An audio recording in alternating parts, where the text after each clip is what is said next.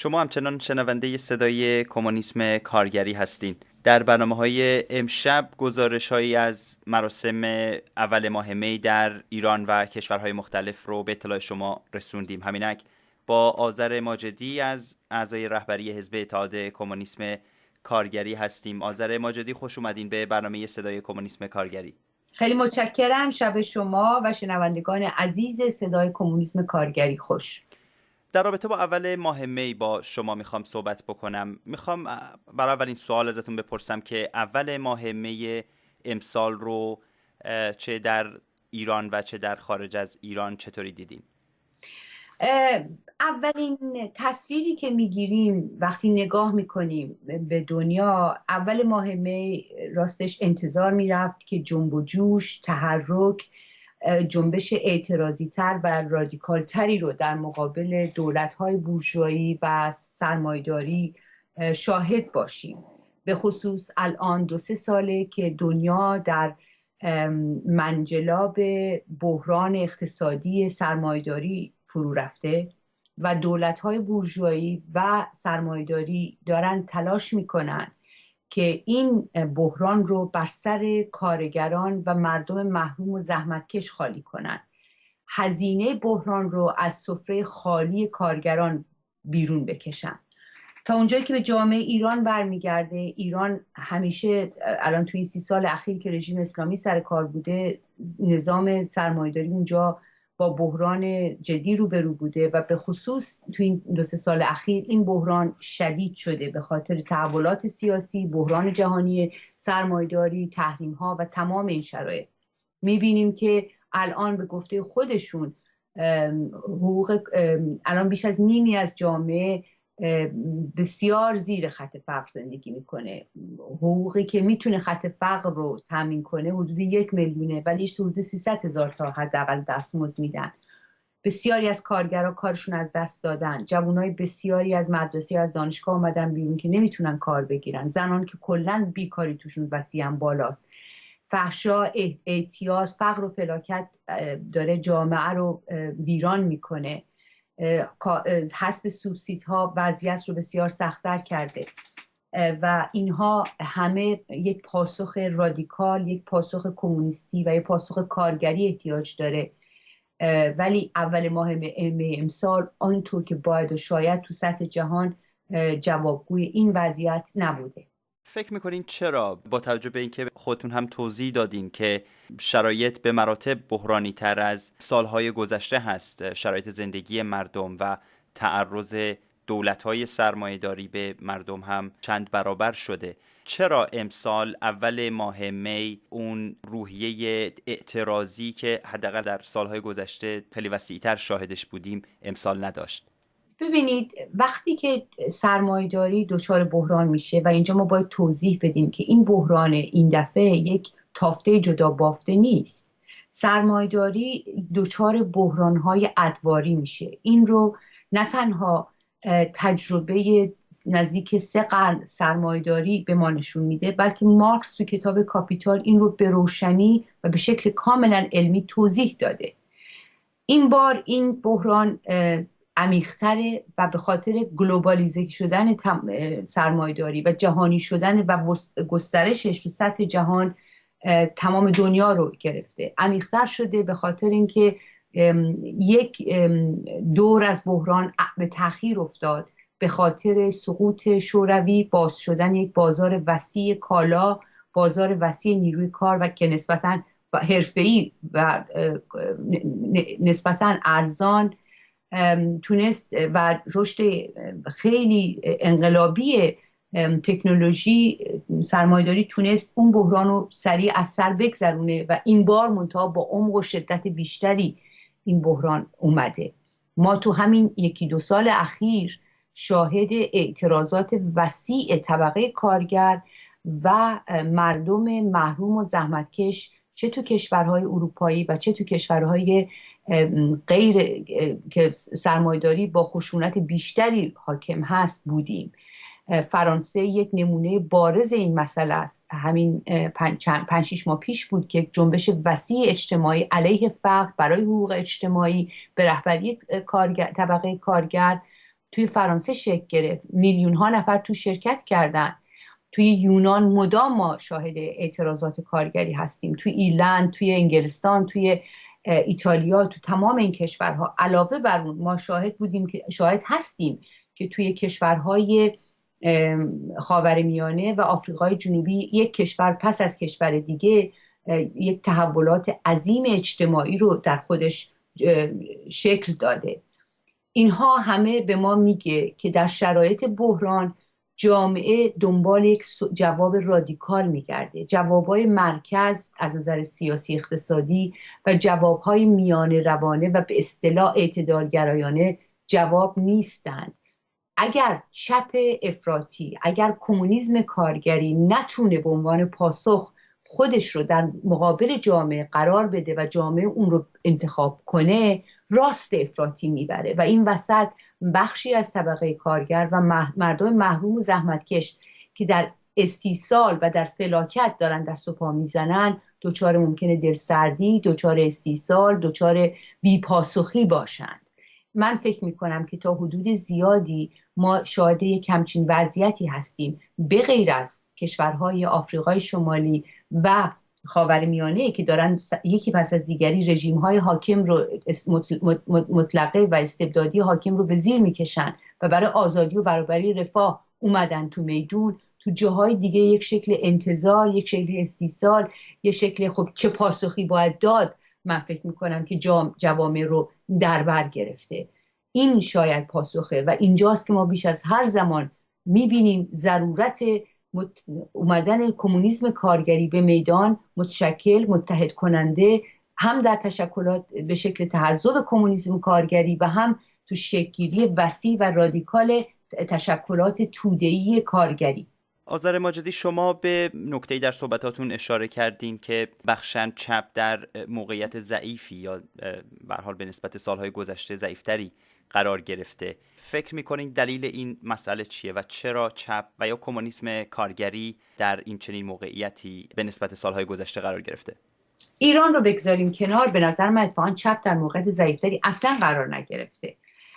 توی آفریقای شمالی و خاورمیانه که بهش اشاره شد، چپ داره خودش رو متشکل میکنه و میاد جلو. تو کشورهای غربی هم اتفاقاً آلترناتیو چپ قوی‌تر شده. نمونه اعتراضات کارگری، نمونه فرانسه و غیر و ذالک این رو به ما نشون میده. چپ ضعیفتر نشده، منتها جامعه الان به یک پاسخ قاطع، پاسخ کارگری احتیاج داره برای اینکه بتونه عقب بزنه.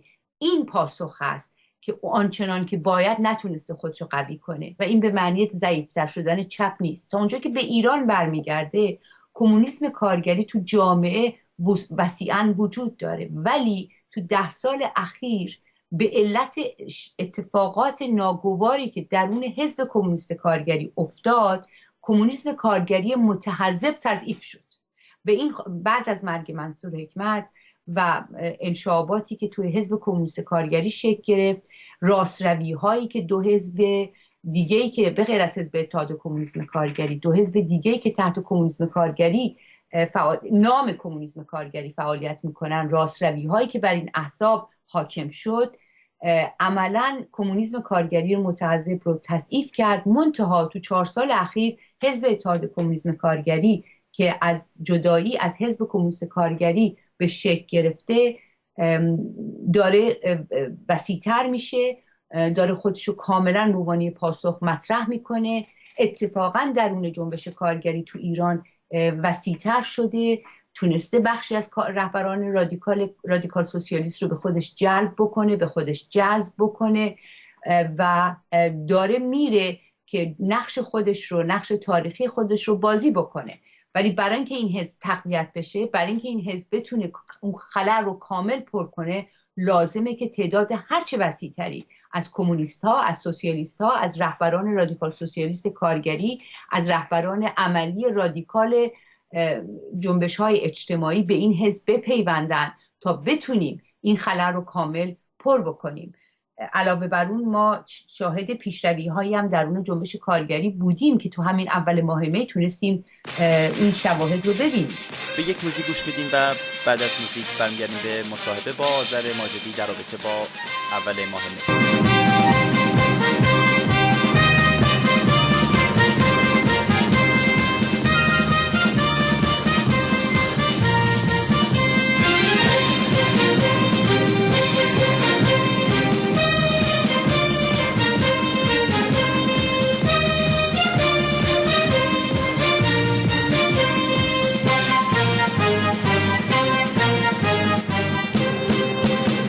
روز کارگر همیشه حق زحمت کش و کاره، ولی از شبش نمیگن که چه سخت و سرد و تاره.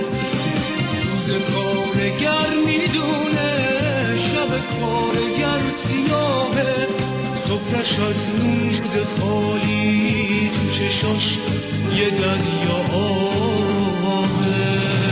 ای کارگر ای کارگر، این سارقان ز رنج تو در در غنوده اند، ناورده رنج گنج میسر نموده اند.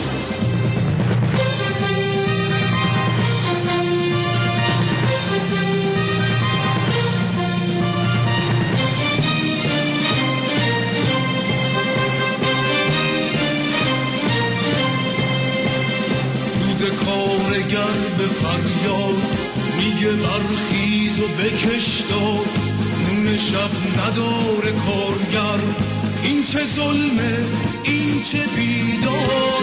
بچه ها شبا میذارن سر گشنه روی بالین، حاصل کارشو برده سارق دین دست آیین.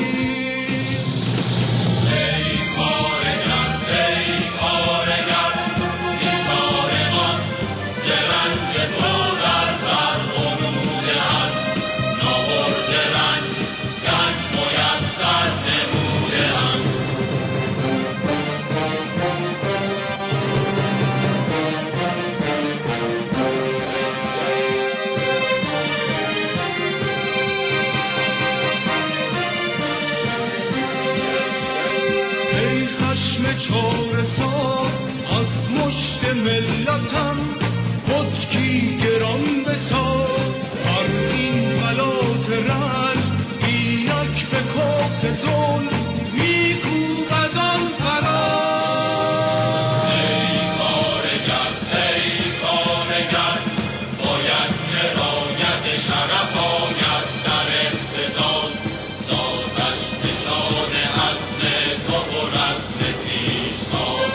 ای کارگر ای کارگر، باید جرایت شرف آید در احتزاز، ذاتش نشان عزم تو و رزم پیشتاز. ای کارگر ای کارگر، باید جرایت. شنونده صدای کمونیسم کارگری و مصاحبه ما با آذر ماجدی در رابطه با اول ماه می هستین. ما در ایران شاهد مراسم‌هایی در شهرهای مختلف بودیم. همچنین خبری مبنی بر ایجاد شوراهای کارگران عسلویه هم در این روز مخابره شد و ما هم در رادیو به اطلاع عموم رسوندیم. حزب اتحاد کمونیسم کارگری اطلاعیه‌ای هم در این رابطه صادر کرده. اهمیت ایجاد این شوراها و انتقال این تجربه به سایر مراکز صنعتی در چیه و اساساً ایجاد شورای کارگران عسلویه در این شرایط چه دلیلی داره؟ اتفاقا همون پیشروی‌هایی که من تو پاسخ سوال پیشین بهش اشاره کردم مشخصاً به همین مسئله برمیگرده. جنبش شورایی توی جامعه ایران سنت داره، تاریخ داره. اینطوری نیست که پدیده‌ای که همطوری یه روز از زیر زمین سبز شده. تو سال 1357 تو اون تحولاتی که به سرنگونی رژیم سلطنت منجر شد، طبقه کارگر عمدتاً به سمت شورا کشیده شد تو جامعه ایران، به غیر از صنایعی که سنتاً سندیکا داشتند. و بعد از اینکه جمهوری اسلامی هم حتی به قدرت رسید و تلاش کرد این تحرکات جنبش کارگری رو سرکوب کنه، تا چند سال ما شاهد رشد جنبش شورایی در اون طبقه کارگر بودیم و در حتی تشکیل شوراهای منطقه‌ای کارگری که اینها دستاوردهای مهم اون دوره جنبش طبقه کارگر هست. بر مبنای همون سنت‌ها ما شاهد این بودیم تو این سالها که در بسیاری از محیط‌های کارگری مجامع عمومی تشکیل می‌شد. ممکنه منظم نبود ولی مجامع عمومی تشکیل می‌شد و مجامع عمومی میرفت و میره که به یک سنت پایدار درون جنبش کارگری بدل بشه و این مجامع عمومی در واقع بنیانها و نطفه‌های تشکیل شوراهای کارگری هست. از این نظر جنبش کارگری ایران اتفاقا سنت داره و تا حدودی میشه گفت قدرت داره. کمونیسم کارگری هم همیشه تو این 20 سال اخیر بر لزوم تشکیل منظم مجامع عمومی درون محیط‌های کارگری و تشکیل شوراها کوبیده. تشکیل مجامع عمومی در اصلیه قدم بسیار مهمی بود، به خصوص توی همچین مرکز مهم صنعتی و هم حدود و در اول ماه می بود که این خبر رسید و همونطور که شما اشاره کردین حزب اتحاد کمونیست کارگری اطلاعیه در این مورد منتشر کرد، این تشکیل شوراها رو تبریک گفت و این امیدش رو و اعلام کرد که این شوراها تو تمام صنایع رشد بکنن و امیدوارم که چنین بشه. و همچنین شورای کارگری اصلویه یک قطعنامه بسیار خوبی هم داد در رابطه با خواستهای کارگران در این خواستهای رفاهی، خواستهای کارگران در این صنعت. اینها قدم‌های مثبت و دستاوردهای مهم جنبش کارگری است. علاوه بر اون مثل پارسال برخی از سندیکاها و تشکلات کارگری قطعنامه‌هایی رو منتشر کردن پیش از به استقبال رفتن اول ماه می که اون هم یه سنتی هست که الان درون طبقه کارگر جا افتاده. به این معنا اینها نقاط قوت جنبش کارگری هست که ما شاهد رشدش هستیم، ولی باید تلاش کنیم و نقاط ضعفش فائق بیایم که نقاط ضعفش دلیل اصلیش وجود یک سیستم سرکوب شدید و اختناق شدید هست که رژیم اسلامی بر جامعه تحمیل کرده، بر جنبش کارگری تحمیل میکنه. مسئله فقر و فلاکتی هست که به عنوان یک ابزار سرکوب رژیم اسلامی بر طبقه کارگر تحمیل کرده، ولی دقیقاً تو همین کشاکش هست که ما شاهد این هستیم که کارگران دارن میرن که مجامع عمومیشون رو تشکیل بدن، دارن میرن که شوراهاشون رو تشکیل بدن. این کلید اساسی تغییر جامعه هست، کلید اساسی پاسخ کارگری هست به سرمایه‌داری، به استثمار سرمایه‌داری، به فقر و فلاکتی که سرمایه‌داری تحمیل کرده. ولی روشن در کنار این تشکلات توده‌ای تحزب کمونیست کارگری هم باید تو جامعه رشد کنه. کارگران رادیکال سوسیالیست باید به حزب اتحاد کمونیست کارگری بپیوندن تا ما بتونیم آلترناتیو کمونیستی کارگری، آلترناتیو کارگری به نظام سرمایه‌داری، به بحران سرمایه‌داری، به استثمار و فقر و فلاکت سرمایه‌داری رو به جامعه ارائه بدیم و اون رو بتونیم عملی بکنیم که بتونیم یک جامعه آزاد، برابر و مرفه برای همگان بسازیم. ایجاد شوراهای کارگری و برگزاری مجامع عمومی همونطوری که خودتون اشاره کردین یکی از کلیدی ترین مسائلیه که در مبارزه طبقاتی طبقه کارگر نقش بسیار مهمی رو ایفا میکنه. فکر میکنین چه موانعی وجود داره، چه چیزی سد راه این میشه که طبقه کارگر در ایران و مراکز مهم صنعتی علل عموم هنوز به این سمت حرکت نمیکنن برای ایجاد شوراهای کارگری و تشکیل مجامع عمومیشون؟ به چه چیزهایی میشه اشاره کرد در این راه؟ به نظر من مهمترین مانع وجود یک نظام به شدت سرکوبگر و ضد کارگری. رژیم اسلامی یک در تمام این 30 و چند سال کوشیده محیط پلیسی خشن درون محیط‌های کارگری به وجود بیاره که کارگران نتونن تشکلات خودشون رو بسازن. این مانع اصلیه. علاوه بر اون همونطور که گفتم سنت شورا وجود داره، ولی این سنت آنچنان که باید و شاید قوی نیست. باید این سنت رو تقویت کرد، باید سنت تشکیل مجامع عمومی رو تقویت کرد و این بیش از هر چیز و پیش از هر چیز بر دوش رهبران عملی کارگری، رهبران رادیکال سوسیالیست درون جنبش کارگری است که برای ایجاد منظم مجمع عمومی تو محیط کارشون بکوشند و تلاش کنن بر مبنای اون شوراها رو بسازن. و علاوه بر اون گرایش سندیکالیستی هم به عنوان یه مانع میتونه عمل بکنه. ما بارها اعلام کردیم که ما از هر تلاش کارگران برای تشکل حمایت میکنیم. هر سنگی رو که کارگران روی سنگ دیگه بذارن ما از اون پاسداری میکنیم. منتها اون تشکلی که میتونه به طور واقعی منافع کارگران رو تامین بکنه و تضمین بکنه، میتونه دخالت فعال تک تک کارگران رو تامین بکنه توی سرنوشت خودشون و بگه معنا اگه بخوایم این لفظ استفاده کنیم بهترین دموکراسی و وسیع‌ترین دموکراسی رو در جنبش کارگری تامین بکنه، شوراها هستند.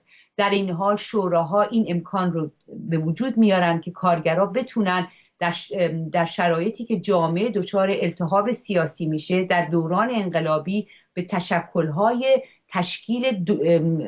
تشکلات سیاسی طبقه کارگر هم تبدیل بشن و اون نطفه های حکومت کارگری رو ایجاد بکنن. سندیکا هیچ کدوم از این فواید رو نداره و در این حال ما دیدیم که جنبش سندیکالیستی و رهبران سندیکالیست چگونه در پی مماشات با رژیم اسلامی بودن و این یکی از واقعیات تأسف آوری هست که در جنبش کارگری وجود داره.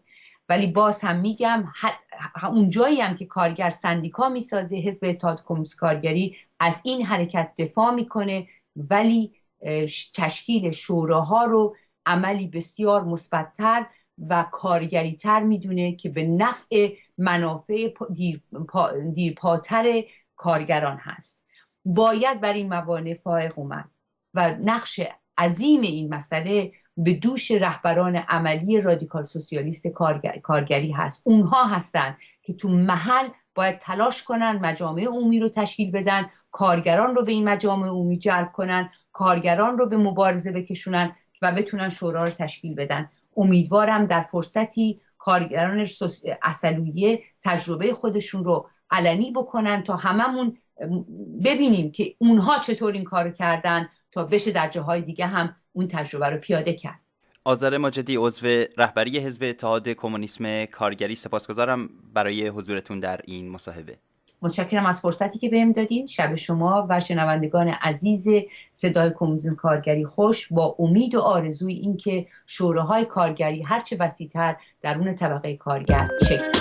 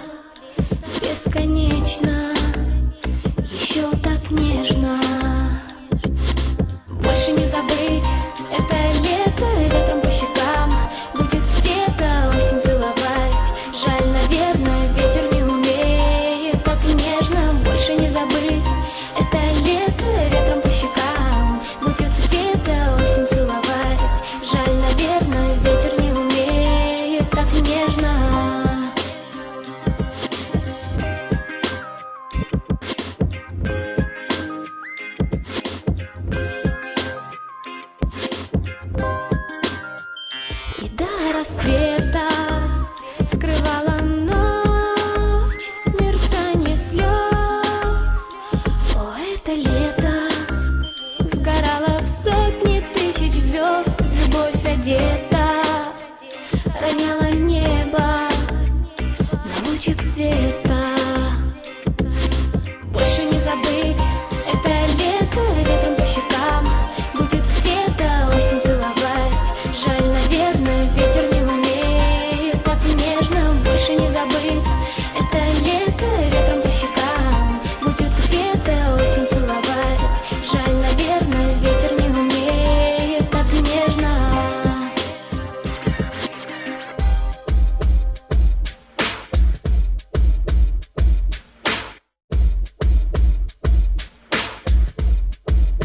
Так нежно.